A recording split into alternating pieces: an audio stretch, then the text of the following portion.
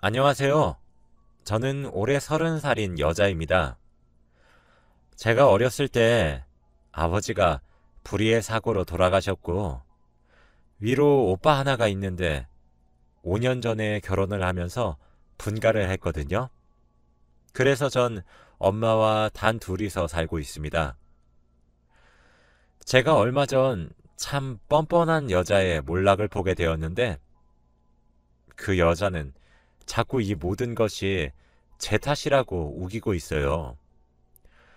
그런데 정말 이게 제 탓으로 보이는 건지 궁금해서 이렇게 사연을 적어봅니다.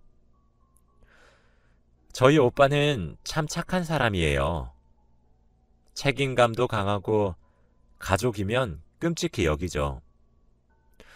아마 환경적인 부분도 한몫했을 겁니다. 오빠는 당시에도 어린아이였지만 더 어린 저를 챙겨야만 했습니다. 아버지가 돌아가셨기 때문에 어머니가 나가서 돈을 벌어와야 했거든요. 하지만 오빠는 그런 제가 귀찮을 법도 할 텐데 저를 살뜰히 보살펴줬어요. 저희 엄마는 늘 미안해 하십니다. 너무 어렸을 때 어리광을 부리는 법보다 참는 법을 먼저 배우게 한 것 같다며 말이죠. 전 그래서 오빠를 아빠처럼 여기며 자랐어요. 오빠는 제게 오빠이자 아빠였거든요.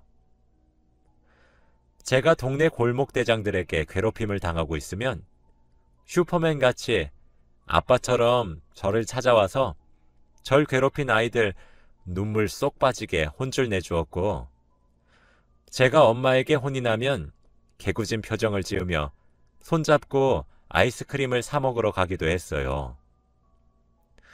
오빠가 참는 법을 먼저 배웠기에 전 운이 좋게도 어리광을 부리는 법을 먼저 배울 수 있었습니다. 오빠는 저를 보살피는 것도 엄마에게 버팀목이 되어주는 것도 살림도 전부 다 잘했어요. 심지어 공부까지 잘했죠. 오빠가 수석으로 입학해서 장학금을 받았고 대학 시절 내내 장학금을 놓친 적이 단 한 번도 없습니다. 저는 그런 오빠가 자랑스러웠어요. 그래서 제겐 오빠가 정말 특별한 사람이에요. 그런 오빠가 5년 전 결혼하고 싶은 여자가 생겼다며 새언니를 소개해 주더군요. 저와 엄마는 오빠의 결혼을 진심으로 축하해 주었어요. 아마 엄마와 저 둘 다 마음속에 오빠에게 빚을 지고 있는 느낌이 조금 있었던 것 같아요. 오빠가 어렸을 때부터 집안의 가장이 되었다는 점이 말이죠. 새언니를 소개받는 날 제가 사랑하는 오빠의 와이프가 될 사람이니까 잘 보이고 싶었어요. 엄마랑 전 새벽부터 일어나서 온 집안을 청소했죠. 먼지 한 톨도 나오지 않을 때까지 말이에요. 그렇게 새언니를 만났습니다. 언니는 또렷한 얼굴에 긴 생머리를 가진 사람이었어요. 활짝 웃으며 저희 엄마에게 꽃다발을 내미는 모습에 전 바로 언니의 팬이 되었습니다. 솔직하고 털털한 모습이 너무 마음에 들었었거든요. 저희 오빠도 아마 그런 모습에 끌렸었던 것 같아요. 그렇게 언니와의 첫 만남은 성공적으로 끝난 줄 알았습니다. 하루는 언니가 저희 집에 놀러 온다고 한 날이었어요. 아마 이때 상견례 일정을 잡으려고 했었던 것 같아요. 그리고 이때쯤 언니와 오빠 사이에서 결혼에 관해 좀 구체적인 의견을 주고받았던 시기였던 것 같기도 합니다. 그날 언니가 오는데 냉장고를 열어보니 언니 먹일 과일이나 주스가 하나도 없더라고요. 엄마도 그걸 알곤 제게 얼른 나가서 언니 오기 전에 사오라고 했습니다. 그래서 헐레벌떡 마트로 가서 언니가 가장 좋아한다고 했던 천도 복숭아와 사과 주스를 사서 집으로 돌아가고 있었어요. 그런데 아파트 앞 주차장에서 익숙한 차에 시동이 꺼지더니 언니와 오빠가 차에서 내리는 모습이 보이더라고요. 반가운 마음에 언니랑 오빠를 부르면서 다가가려고 했는데 언니가 화를 내며 소리를 빽 지르는 모습을 보게 되었답니다. 전 본능적으로 근처에 있는 트럭에 몸을 숨겼어요. 나가지도 못하고 옴짝달싹하지 않은 채 쪼그리고 앉아서 언니랑 오빠가 빨리 괜찮아지기를 기다렸습니다. 그때 아는 척을 하고 싶어서요. 처음엔 언니가 제게 그런 모습을 보이기 싫어할 것만 같아 숨은 건데 본의 아니게 언니와 오빠의 대화 내용을 엿듣게 되었습니다. 오빠가 언니에게 저와 엄마도 함께 사는 것이 어떻겠냐고 물어봤나 보더라고요. 언니는 오빠, 내가 왜 신혼부터 시어머니랑 아가씨를 모시고 살아야 돼? 우리 효도는 셀프로 하자. 응? 말이 되는 소리 좀 해. 대체 무슨 말을 하는 거야? 그럼 신혼생활을 넷이서 시작하자 뭐 그런 뜻이야? 나랑 장난해? 라며 화를 내더라고요. 그랬더니 오빠가 언성 높이지 말고 이야기해. 아니 지연아, 내가 지금 동생이랑 엄마랑 같이 사는 건 어떠냐고 의견을 물어본 거잖아. 지금 내 맘대로 같이 데려와서 살겠다는 게 아니야. 근데 말을 꼭 그렇게 해야 돼? 라며 조곤조곤 따졌어요. 언니는 아니, 이게 부담 주는 게 아니라고? 내가 왜 결혼하면서 멀쩡한 시어머니랑 아가씨를 모셔야 해? 싫어. 싫다고. 시집살이 시키려는 수작질이네. 왜? 시어머니가 며느리 하나 얻으니까 시집살이 한번 시켜봐야 되시겠대? 아님, 아가씨가 그래? 신우짓 한번 해보고 싶대? 라며 소리를 고래고래 질러대더라고요. 오빠는 지연아, 너 말 가려서 못해? 우리 엄마랑 동생이 너한테 함부로 대한 적 있어? 그런 말이 아닌 거 뻔히 알잖아. 안 그래?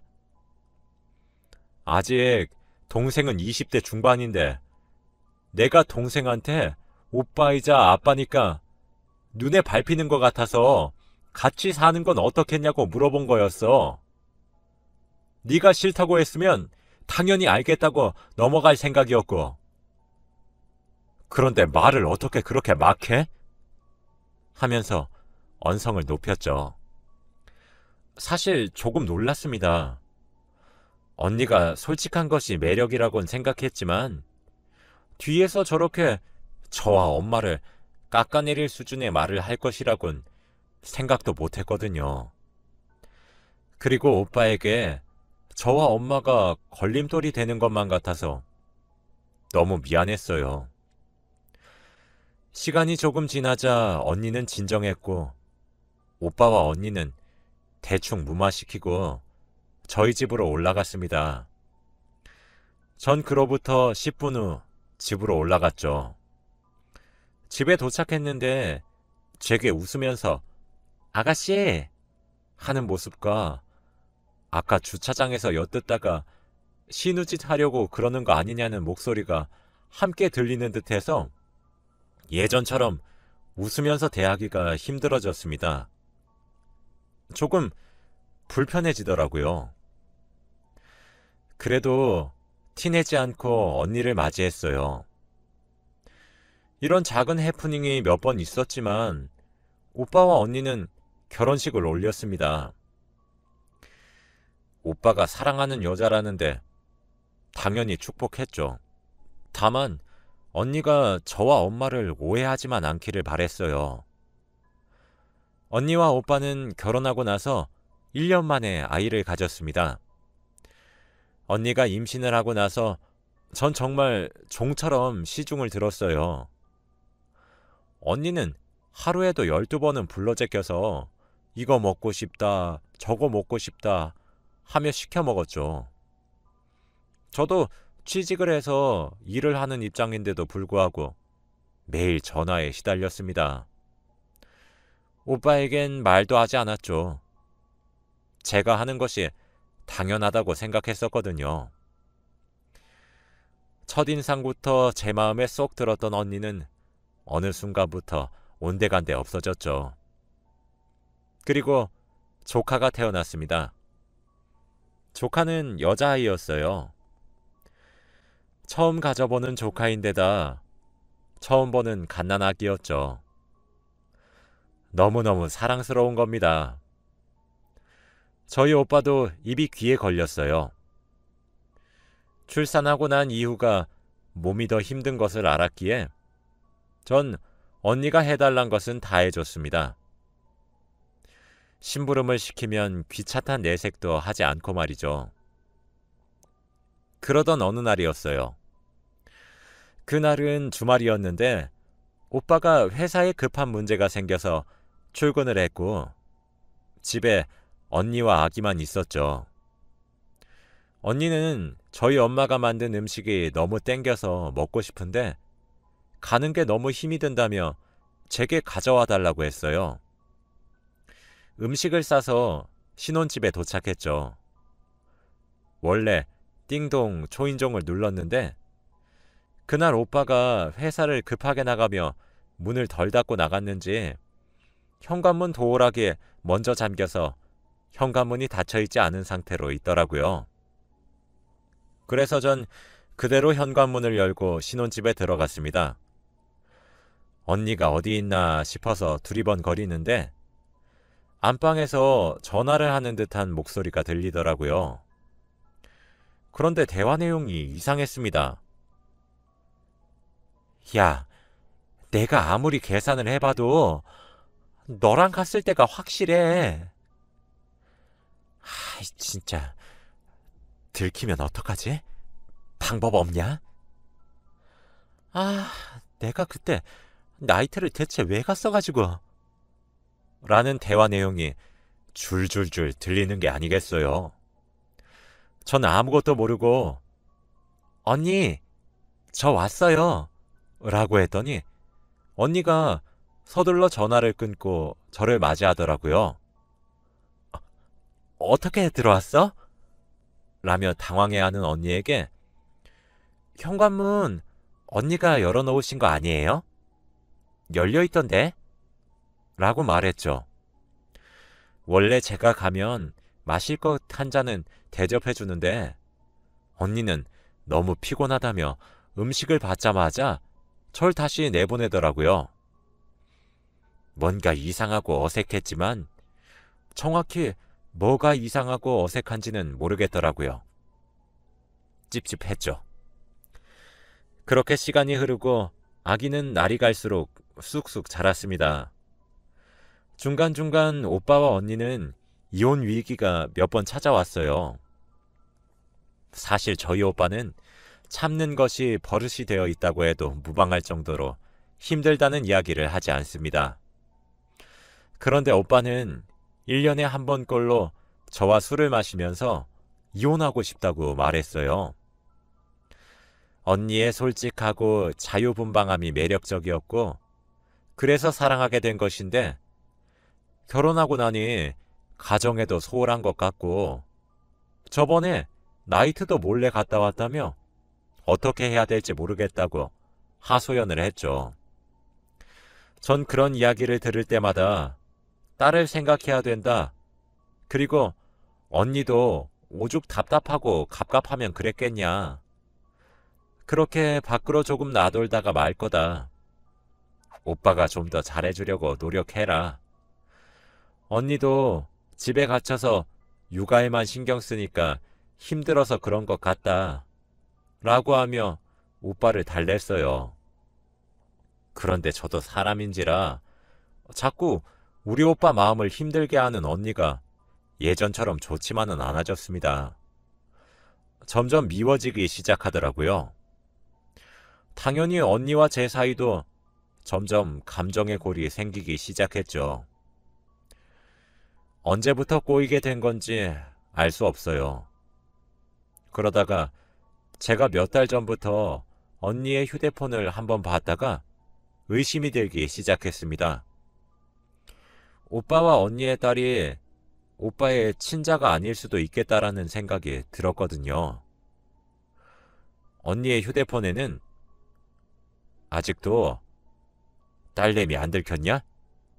라는 메시지가 와 있었죠. 그러더니 언니가 출산을 하고 얼마 뒤 제가 들었던 언니의 이상한 전화 내용과 눈에 보이는 이상한 메시지, 설마 아니겠지라는 생각이 절로 들더군요. 하지만 오빠에게 들은 언니의 미심쩍은 행동들은 제 상상력을 부추겼어요. 전 결단을 내려야만 했습니다. 오빠에게 친자 검사를 하라고 해야 할지 말아야 할지를 말이죠. 전 오빠를 따로 불러내서 오빠에게 일련의 상황들을 이야기했고 내가 왜 언니를 의심하게 되었는지 말했어요. 하지만 오빠는 오히려 제게 화를 내며 언니를 왜 그렇게 몰아가냐며 혼을 내기 시작했죠. 하지만 제가 오빠에게 뿌린 씨앗이 오빠에게 불신이란 감정을 싹 틔우게 했나 보더라고요. 오빠는 결국 언니 몰래 친자 검사를 의뢰했습니다. 결과는 제가 생각했던 대로 불일치로 나왔어요. 진짜 기가 막혔죠. 어떻게 해야 되는 거냐며 오빠는 절망에 빠졌습니다. 전 그런 오빠를 끌고 신혼집으로 들어갔어요. 그리고 친자 검사 결과지를 언니 얼굴에다가 집어 던져주었죠. 아가씨, 미쳤어? 라며 소리를 지르는 언니에게 전 제가 던진 결과지나 보고 짓거리라고 소리를 빽 질렀어요. 언니는 그제서야 제가 던진 서류가 무엇을 의미하는 건지 알아챈 듯 하더군요. 얼굴이 하얗게 질려서 검사지를 뚫어져라 보았습니다. 근데 그런다고 해서 검사 결과가 바뀔 리도 없었죠. 오빠는 그때까지도 언니에게 아무런 말도 하지 않고 그저 바라만 보더군요. 전 언니에게 당장 오빠랑 딸의 관계를 설명하라며 윽박을 질렀습니다. 언니는 그런 제게 아가씨가 뭔 상관이야? 당신, 이런 건 나랑 이야기해야 되는 거 아니야? 하며 저보고 신혼집에서 나가라고 했고 오빠에겐 화를 냈죠. 그때 제가 쌓아놨던 감정들이 터졌고 전 언니의 머리채를 휘어잡았습니다. 언니, 왜 이렇게 뻔뻔해요? 임신 시절부터 우리 엄마랑 나 얼마나 부려먹고 출산하고 나서도 종 부리듯 부리고 우리 엄마가 네 하녀야? 내가 네 발닦개야? 지금 네 딸이랑 우리 오빠랑 친자 관계가 성립이 안 된다고. 이게 뭐냐고. 너 이거 나이트 가서 예상치 못하게 만들어진 애지? 너 나이트 갔었잖아. 네 딸 임신한 기간이랑 나이트 간 기간이랑 비슷했던 거 알았잖아. 라며 화를 냈습니다. 언니는 제게 머리채를 잡혀 이리 휘청 저리 휘청거리며 소리만 꽥꽥 질렀어요. 그때 저희 오빠가 저를 말렸습니다. 그러더니 당신 임신하고 출산하고 그 이후에도 우리 엄마랑 동생 부려먹었어? 라며 부들부들 떨며 화를 내기 시작하더라고요. 언니는 무릎을 꿇고 싹싹 빌기 시작했습니다. 저도 일단 오빠를 말렸고 언니에게 어디 한번 설명을 해보라고 얘기했죠. 그리고 언니 몰래 휴대폰으로 녹음하기 시작했어요. 언니가 말한 것을 정리하자면 오빠에게 이때까지 들었던 그대로 언니와 오빠는 결혼하고 나서 정말 자주 싸웠다고 해요. 사소한 일부터 커다란 일까지 언니는 자유롭게 풀어주지 않는 오빠 때문에 미쳐버릴 것 같았고, 오빠는 가정을 가지고 있는 여자가 자꾸 집 밖으로 나돌아다니고 술 취해 들어오는 모습 때문에 미쳐버릴 것 같았죠. 그날도 언니와 오빠는 며칠 전 언니가 술에 잔뜩 취해 택시에 널브러진 채로 실려온 일 때문에 서로 언성을 높이며 싸우기 시작했습니다. 결국 언니는 한밤중에 또 집을 나가 친구 집으로 갔대요. 근데 여기부터가 가관이었습니다. 언니는 오빠가 너무 속상하게 해서 친구 집에 가서 맛있는 거나 좀 먹고 기분이나 풀려고 갔는데 친구가 나이트를 가자고 했대요. 오랜만에 신나게 놀고 싶어서 친구 옷을 빌려 입고 나이트를 갔다고 합니다. 막상 가서 노래에 맞춰 춤도 추고 그러니까 오빠가 속상하게 만들어서 망친 기분이 점점 풀리더래요. 그러다가 정말 어쩌다가 무의식 중에 어떤 남자랑 눈빛이 통했고 한 번에 임신이 되었다고 하는 겁니다. 그러면서 그날 오빠가 자기를 속상하게 하지만 않았어도 이런 일은 없지 않았겠냐며 오히려 자기가 피해자라고 울더군요. 아니 어떻게 어쩌다가 무의식 중에 그런 생각을 가질 수가 있나요? 말이 된다고 생각하세요? 진짜 기가 막혔습니다. 오빠는 화가 나다 못해 허탈해 보였고 전 언니가 도무지 이해가 가질 않았어요. 언니, 어떻게 하면 무의식 중에 그런 부적절한 일을 일으켜요? 언니가 생각해도 변명이 너무 성의 없다는 생각 안 들어요? 그리고 언니가 나이트에 가서 엉덩이 실룩거리면서 실컷 놀고 낯선 남자랑 일을 벌인 게 왜 오빠 탓이에요? 진짜 제발 생각 좀 하고 말하세요. 라고 했더니 저를 죽일 듯이 노려보면서 아가씨가 그랬구나. 아가씨가 친자 검사하라고 강요했어? 너 이거 진짜 명예훼손이야. 알아? 반강제적으로 친자 확인을 시켰단 거지? 너 고소할 거야. 내가 라며 화를 내더라고요. 저는 언니 친자 검사 의뢰한 사람이 오빠예요. 고소가 가당키나 할 것 같아요? 고소는 언니가 당해야 되는 거예요. 라고 말했더니 부들부들 떨더니 제게 달려들더라고요. 옆에 앉아있던 오빠는 그런 언니를 제지하고 언니에게 말했어요. 소송까지 가기 싫으니까 내일 서류에 도장 찍어.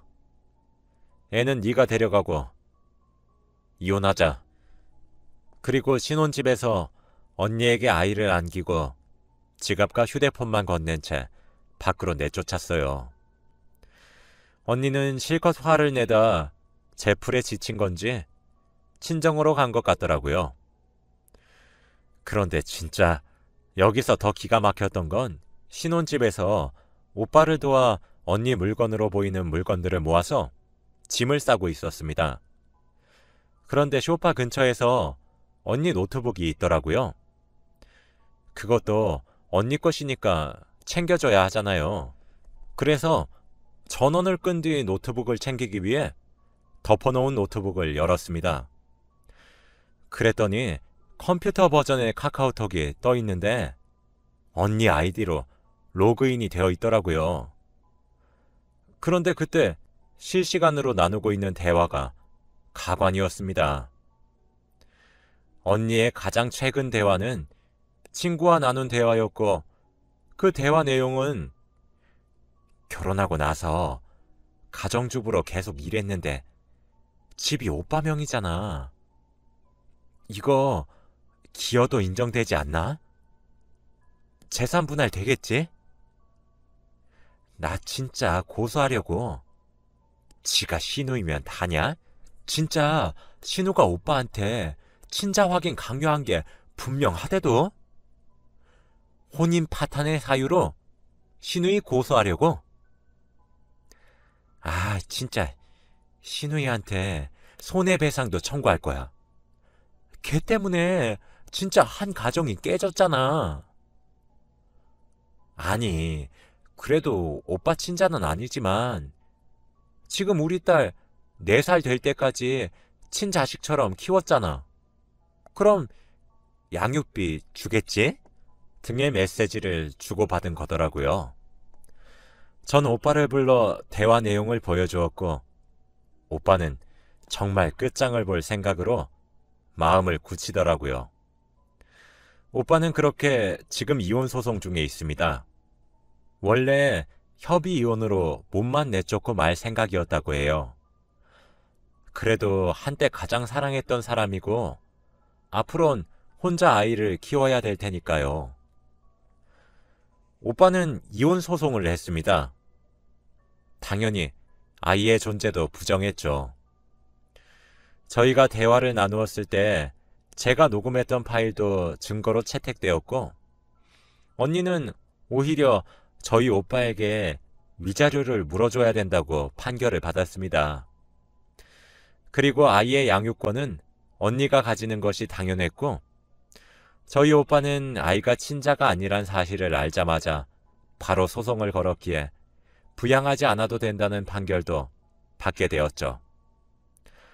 전 오빠와 언니의 이혼 소송이 끝나고 언니에게 문자를 한 통 보냈습니다. 꼴 좋다, 메롱 이라고 말이에요.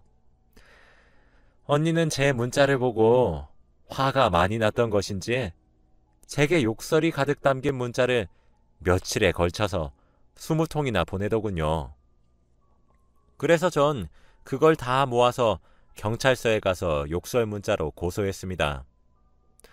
언니는 벌금 30만 원을 냈다고 하더라고요. 아주 고소했어요. 부들거리며 온몸을 떨면서 소리를 꽥꽥 지르면서 화를 낼 생각을 하니 고소해 죽겠습니다. 전 나름대로 오빠의 억울함도 풀었고 복수도 해준 것 같아서 후련해요. 오빠는 아직까진 언니에게 받은 상처가 치유되지 않아서 많이 힘들어 보이지만 언제나 그랬듯 오빠가 딛고 일어설 수 있을 것이라고 믿어요. 긴 글을 읽어주셔서